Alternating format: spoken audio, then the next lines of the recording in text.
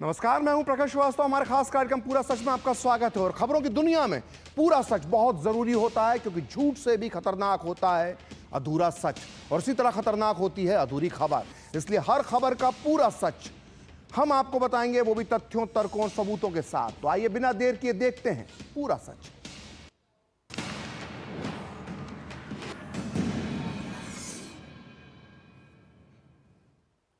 तो भारत विश्व की तीसरी सबसे बड़ी अर्थव्यवस्था बनने की तरफ कदम बढ़ा रहा है। हमारी अर्थव्यवस्था जल्दी ही $5 ट्रिलियन की हो जाएगी। लेकिन आज भी हमारे देश की अंदरूनी राजनीति की सुई जाति पर और जातिवाद पर आकर अटक जाती है। आजकल जातिवाद के रथ पर राहुल गांधी सवार है। वो जाति और जातिगत जनगणना के नाम पर बिहार में अपनी और अपनी पार्टी की खोई हुई साख बचाना चाहते हैं। इसलिए आज पूरा सच में हमने राहुल गांधी की जाति वाली राजनीति को विस्तार से डिकोड करने का फैसला लिया है। आज हम आपको बताएंगे कि नेहरू से लेकर इंदिरा गांधी तक और राजीव गांधी से लेकर राहुल गांधी तक कांग्रेस की जाति वाली राजनीति का क्या इतिहास रहा है। आज हम आपको बताएंगे कि कैसे नेहरू ने जातिगत जनगणना का विरोध किया था, कैसे इंदिरा गांधी ने जातिवाद के खिलाफ बड़े बड़े बयान दिए। ये सब जानना इसलिए जरूरी है क्योंकि आज जाति की राजनीति करने वाले राहुल गांधी अपने परिवार और पार्टी का इतिहास शायद भूल गए हैं। तो आज पूरा सच में कई खुलासे होंगे, तो इसलिए अब आपको बताते हैं पूरा सच पूरे विस्तार के साथ। तो जाति है कि जाति नहीं, आजकल ये कहावत राहुल गांधी और उनके कांग्रेस पर एकदम फिट बैठ रही है। 2024 से पहले राहुल गांधी ने जो जातिवाद का झुंझुना पकड़ा, उसे अभी तक उन्होंने छोड़ा नहीं है।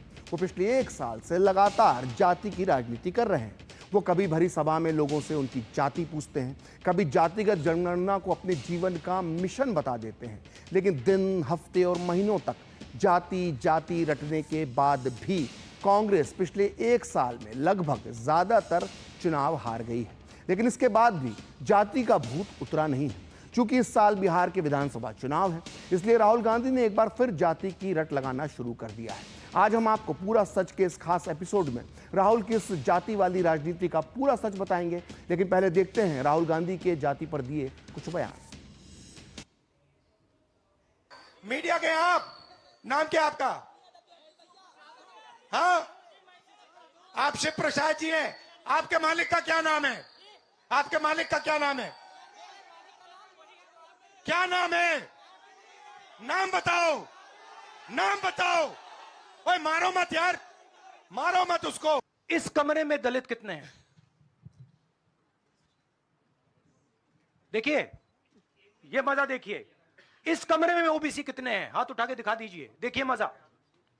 नहीं, वो आप कैमरामैन है भैया, आपकी बात नहीं कर रहा हूं मैं, इनकी बात कर रहा हूं। तो ये सवाल है, जाति जनगणना से अगला कदम दिखेगा। जाति जनगणना में यह कहना कि जाति जनगणना सॉल्यूशन है, नहीं, मगर जाति जनगणना में यह पता लग जाएगा कि भैया आप कह रहे हो कि दलित लोगों में कोई कमी है, ठीक है, मगर ये जो संस्था है जो डिसाइड कर रहे हैं, इनमें तो एक दलित है ही नहीं, उनकी तो आवाज ही नहीं, उनकी सोच ही नहीं है, तो कैसे होगा? तो जाति जनगणना क्या दिखाएगा? किसकी कितनी आबादी है, दूसरे नंबर पे कौन कहां है। तो कांग्रेस पार्टी और उनके नेता राहुल गांधी पिछले कई दिनों से देश में जातिगत जनगणना का राग अलाप रहे हैं। इसलिए ये पूरा सच बताना बहुत जरूरी हो जाता है कि 2011 में मनमोहन सिंह की यूपीए सरकार ने जातिगत जनगणना कराने का फैसला लिया था और उस साल जातिगत जनगणना हुई भी। लेकिन कांग्रेस की सरकार ने ये आंकड़े देश के सामने कभी सार्वजनिक नहीं किए। अब यहां से ये सवाल उठता है कि यदि कांग्रेस को जातिगत जनगणना की आज इतनी ही चिंता है, तो उसने 2011 में इसके आंकड़े देश से छुपा क्यों लिए? अब ये सवाल बार बार जब पूछा गया राहुल गांधी से, तो राहुल गांधी को पिछले साल नवंबर में झारखंड विधानसभा चुनाव के प्रचार के दौरान यह मानना पड़ा कि 2011 में यूपीए शासन के दौरान जाति जनगणना को सार्वजनिक ना करना कांग्रेस की एक गलती थी, ये राहुल ने माना। इतना ही नहीं, कांग्रेस शासित राज्यों कर्नाटक और हिमाचल प्रदेश में भी जातिगत जनगणना पर कांग्रेस का दोहरा चरित्र सामने आता है। कर्नाटक में कांग्रेस ने 2015 में मुख्यमंत्री सिद्धारमैया के पहले कार्यकाल में जातिगत जनगणना करवाई थी, लेकिन उसके आंकड़े अभी तक पूरी तरह सार्वजनिक नहीं किए गए हैं। वहीं हिमाचल प्रदेश में कांग्रेस ने जातिगत जनगणना के लिए कोई भी ठोस कदम नहीं उठाया है। तो यह है जातिगत जनगणना की हकीकत। तो ये तो हुई कांग्रेस राज में जातिगत जनगणना की हकीकत। लेकिन राहुल गांधी कभी अपनी पार्टी की इस हकीकत पर बात नहीं करते हैं। वो बार बार ये साबित करना चाहते हैं कि उनका नेहरू गांधी परिवार हमेशा से दलितों, पिछड़ों और आदिवासियों के हक में रहा है। हम राहुल के इस दावे का पूरा सच आपको आगे बताएंगे, लेकिन पहले आपको बताते हैं कि पिछले दिनों का एक किस्सा। इस साल 30 जनवरी को राहुल गांधी ने कहा था कि 1990 के दशक में कांग्रेस ने दलितों, वंचितों और पिछड़ों के हितों की अनदेखी की और पार्टी इन तबकों के हितों को उस तरह से रक्षा नहीं कर पाई जैसी कि करना चाहिए थी। राहुल ने कहा था कि अगर कांग्रेस ने दलितों, पिछड़ों का भरोसा बनाए रखा होता तो कभी बीजेपी और आरएसएस सत्ता में नहीं आते। यह ध्यान देने वाली बात यह है कि अपने इस बयान में राहुल गांधी ने बड़ी समझदारी से अपने परदादा नेहरू, अपनी दादी इंदिरा गांधी और अपने पिता राजीव गांधी और अपनी माताजी सोनिया गांधी को क्लीन चिट दे दी और सारा ठीकरा 90 के दशक में कांग्रेस को संभालने वाले नरसिम्हा राव और सीताराम केसरी जैसे नेताओं के सर पर फोड़ दिया। पहले आप राहुल गांधी का वो बयान सुनिए, फिर उसके बाद हम नेहरू गांधी परिवार की जाति वाली राजनीति को डिकोड करेंगे। अगर कांग्रेस पार्टी ने दलितों की, पिछड़ों की, अति पिछड़ों की, अगर हमने आपकी कॉन्फिडेंस मेंटेन की होती, कभी भी आरएसएस पावर में नहीं आ सकती। मैं ये कह सकता हूं कि जो आपने बात बोली, इंदिरा गांधी जी के टाइम फुल कॉन्फिडेंस मेंटेन थी। दलित, आदिवासी, माइनॉरिटी, अति पिछड़ा, ये सब जानते थे कि इंदिरा गांधी जी लड़ जाएंगी, मर जाएंगी उनके लिए। बट 1990s के बाद कमी आई थी, वो तो मुझे दिख रहा है। अब नाम तो नहीं लेंगे, बट ये रियलिटी, और इस रियलिटी को कांग्रेस पार्टी को एक्सेप्ट करना पड़ेगा।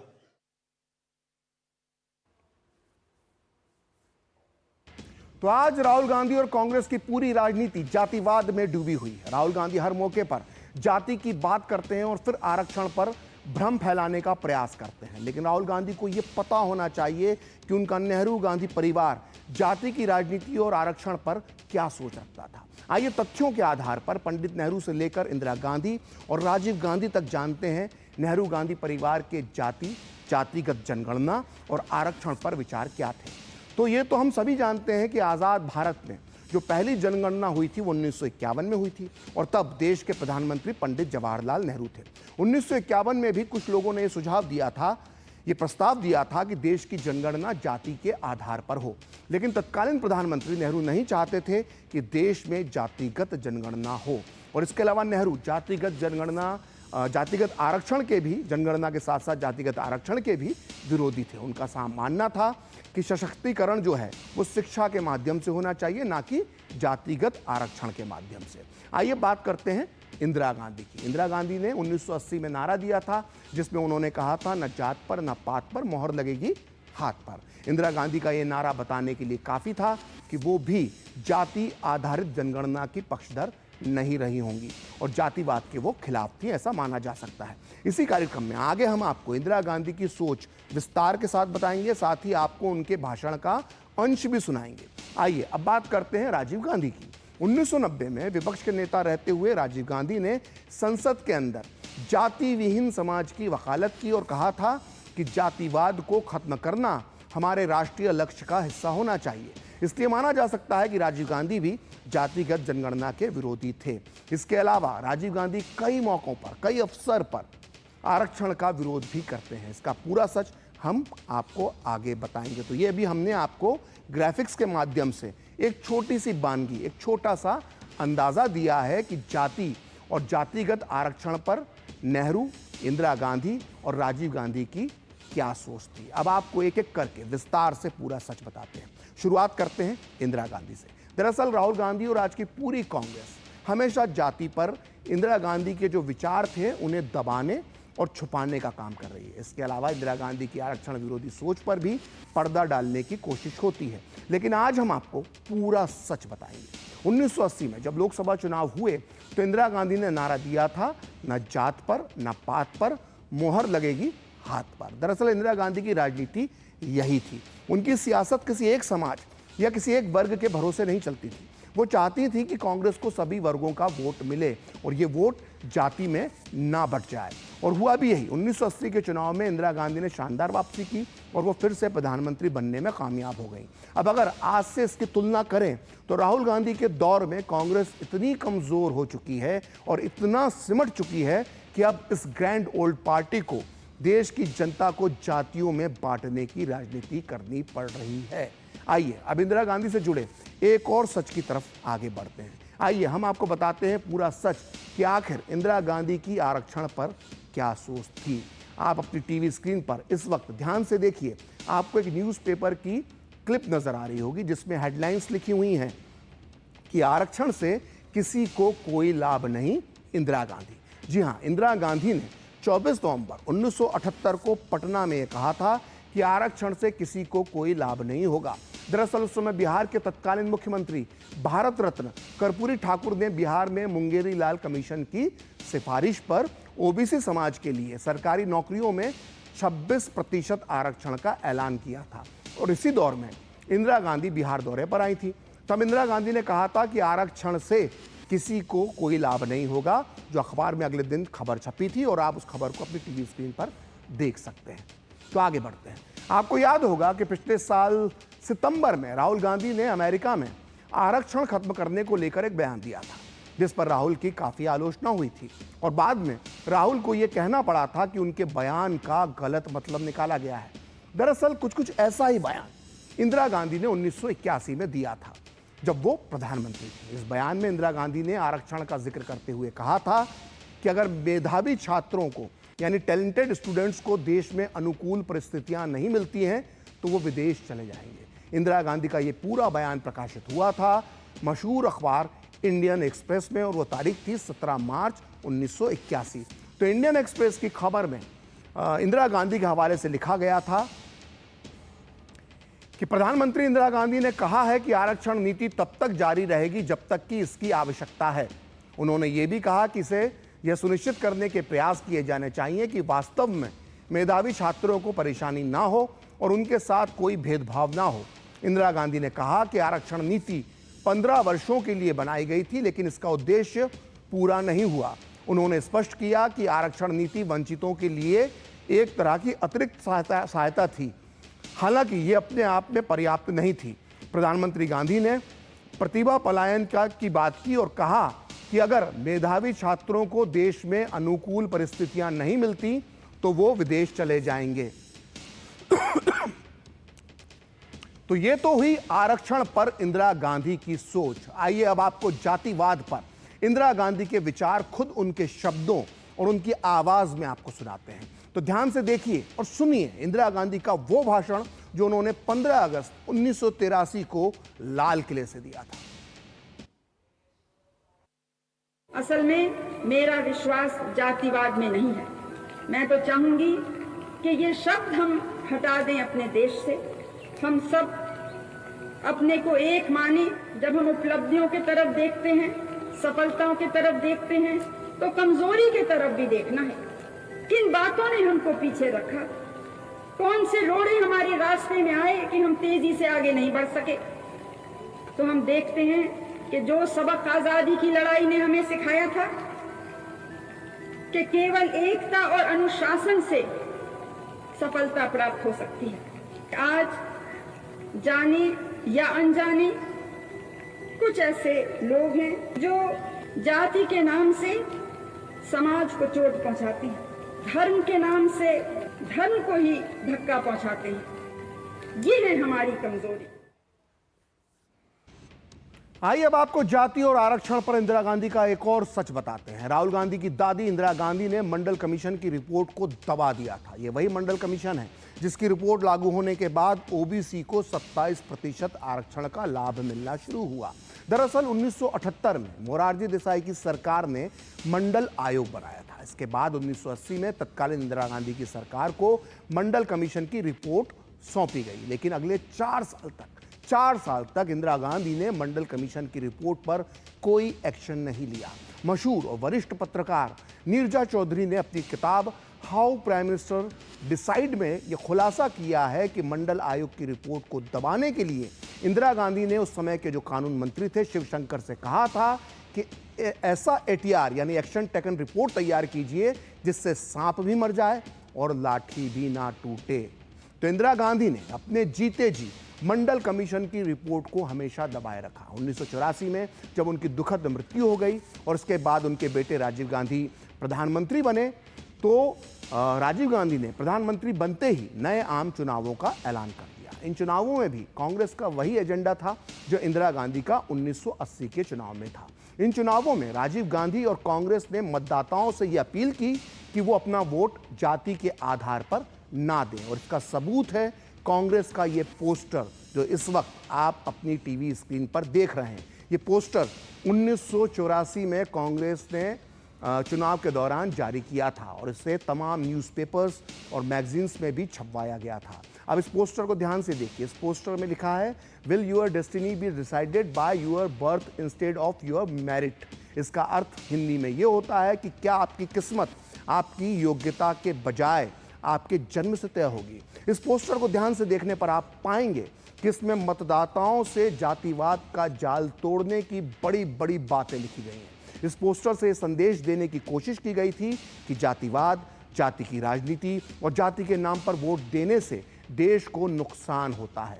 कांग्रेस के इस पोस्टर को देखकर हैरत होती है कि जातिवाद का विरोध करने वाली कांग्रेस आज 40 साल बाद अपना अस्तित्व बचाने के लिए अब जातिवाद की राजनीति के भरोसे बैठी हुई है और राहुल गांधी इस जाति की राजनीति के अगुवा बनते जा रहे हैं। तो आइए अब ये पोस्टर देखने के बाद राजीव गांधी के जातिवाद और आरक्षण पर उनके विचारों को और थोड़ा सा डिटेल में समझने की कोशिश करते हैं। असल में इंदिरा गांधी की तरह ही राजीव गांधी ने भी मंडल कमीशन की फाइल को दबाकर रखा। वो पूरे 5 साल 1984 से 1989 तक प्रधानमंत्री रहे, लेकिन उन्होंने कभी मंडल आयोग की सिफारिशों को लागू नहीं किया। ये फाइल ठंडे बस्ते में पड़ी रही। आखिरकार जब 1990 में वीपी सिंह प्रधानमंत्री बने तब जाकर मंडल कमीशन की सिफारिशें लागू की गईं। लेकिन इसके बाद भी विपक्ष के नेता के तौर पर राजीव गांधी ने इसका विरोध किया। मंडल कमीशन को लेकर लोकसभा में 6 और 7 सितंबर 1990 को बहस हुई थी। बीजेपी उस समय सरकार के समर्थन में थी, वहीं कांग्रेस प्रमुख विपक्षी दल की भूमिका में थी और राजीव गांधी विपक्ष के नेता थे। और तब राजीव गांधी मंडल कमीशन पर जब बोलने के लिए वो खड़े हुए तो उन्होंने पूरे 2 घंटे 43 मिनट का लंबा चौड़ा लेकिन गोलमोल भाषण दिया। ओबीसी आरक्षण में अड़ंगा डालने के लिए उन्होंने अल्पसंख्यक कार्ड या यूं कहें कि मुस्लिम तुष्टीकरण का अपना पुराना दाव चला था। राजीव गांधी ने क्या कहा था, आइए देखते हैं। देखिए, राजीव गांधी ने कहा था कि सच्चाई ये है कि अल्पसंख्यकों को उनका उचित हक नहीं मिला है। सच्चाई ये है कि आरक्षण के साथ खेल खेलकर प्रधानमंत्री वीपी सिंह ने जानबूझकर अल्पसंख्यकों को किसी भी लाभ से वंचित कर दिया है। प्रधानमंत्री वीपी सिंह को ये बताना चाहिए कि वो सामाजिक और शैक्षिक रूप से पिछड़े अल्पसंख्यक समुदायों की कैसे मदद करेंगे। सरकार ने अल्पसंख्यक समुदाय के बड़े हिस्सों को शामिल नहीं किया है जिन्हें शामिल किया जाना चाहिए। अगर आप मुस्लिम समुदाय को देखें तो भारत में मुस्लिम समुदाय का बड़ा हिस्सा शैक्षिक, सामाजिक और आर्थिक रूप से पिछड़ा हुआ है। राजीव गांधी आगे कहते हैं कि ये बात ईसाइयों पर भी लागू होती है और ये बात सिखों पर भी लागू होती है। तो ये था राजीव गांधी के वो विचार जो उन्होंने 1990 में मंडल कमीशन की रिपोर्ट यानी ओबीसी आरक्षण पर दिए थे। साफ लग रहा है कि राजीव गांधी ओबीसी आरक्षण के खिलाफ थे, मंडल कमीशन की सिफारिश के खिलाफ थे।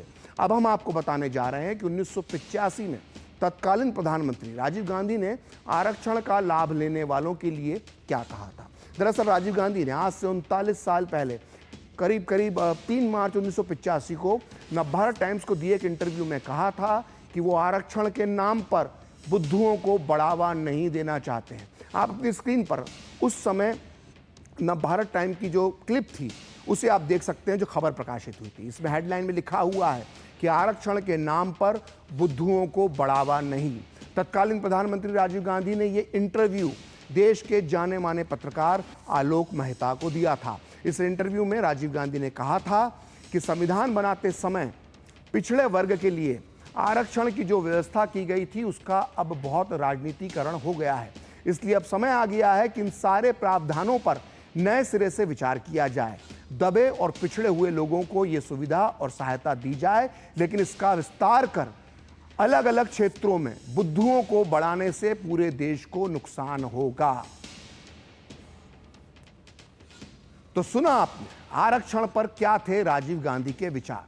आइए अब सुनते हैं 1985 में राजीव गांधी का इंटरव्यू करने वाले देश के मशहूर और वरिष्ठ पत्रकार आलोक मेहता ने इस मुद्दे पर डीडी न्यूज से बातचीत में क्या कहा। ये इंटरव्यू तो उससे भी बहुत पहले, जब वो सत्ता में आए थे उसके 6 महीने बाद ही दिया था, और उस समय से उनका ये मानना था कि आरक्षण संविधान में जितना है वो ठीक है, लेकिन इसका विस्तार यदि किया गया तो उन्होंने बल्कि एक तीखा शब्द इस्तेमाल किया था जो आजकल नहीं किया जाता। इससे तो बुद्धू मतलब जो बने कम योग्य लोग एकदम आगे आ जाएंगे, फिर जो ज़्यादा योग्य हैं, ज़्यादा पढ़े लिखे हैं, उनके लिए, और वो किसी भी वर्ग के होंगे, उनको ही एक तरह से अजीब होगा, परेशानी होगी, और इसका विस्तार करना गलत होगा। आज वो विचार बदल गए हैं, इसलिए राहुल गांधी जिसका भी पाठ पढ़ते हैं हम नहीं कह सकते क्या है, लेकिन जहाँ तक राजीव गांधी की बात है या कांग्रेस के भी कई नेताओं की बात है, ऐसा मेरा ऐसा मानना है। और यहाँ तक कि बीजेपी या संघ या समाजवादी में कई ऐसे नेता हैं जिनसे मुझे बात करने के मौके मिले हैं, तो सब लोग इस तरह के किसी भी जातिवादी आधार पर राजनीति करने को अनुचित मानते रहे हैं। तो अब लेते हैं एक छोटा सा ब्रेक, और ब्रेक के बाद बताएंगे कि नेहरू गांधी परिवार के पुरोधा पंडित जवाहरलाल नेहरू के क्या थे आरक्षण पर विचार, और अंबेडकर ने उन्हें किस तरह से फटकारा था।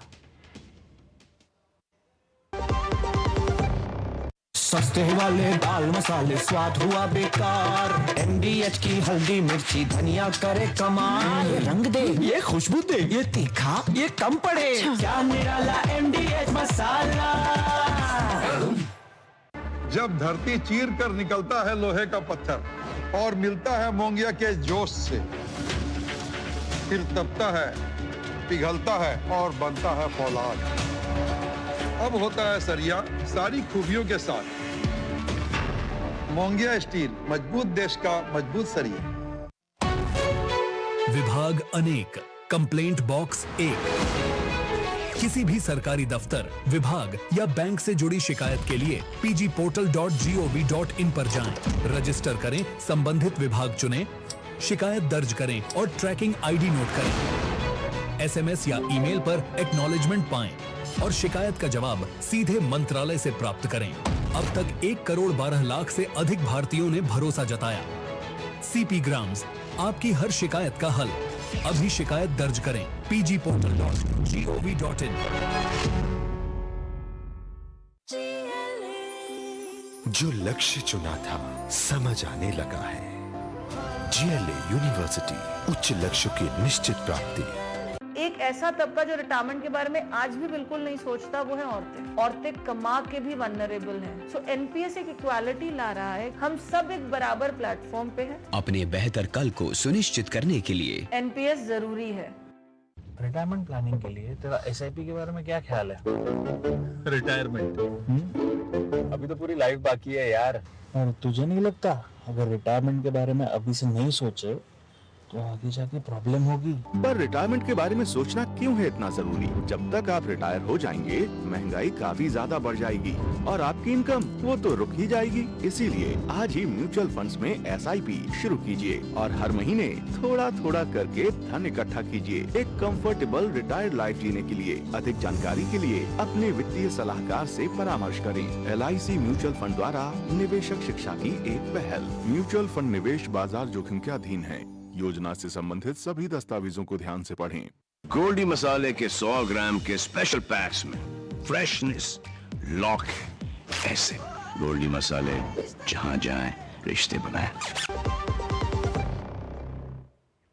ब्रेक के बाद पूरा सच में आपका फिर से स्वागत है और आइए अब बात करते हैं नेहरू गांधी परिवार के पुरोधा पंडित जवाहरलाल नेहरू की।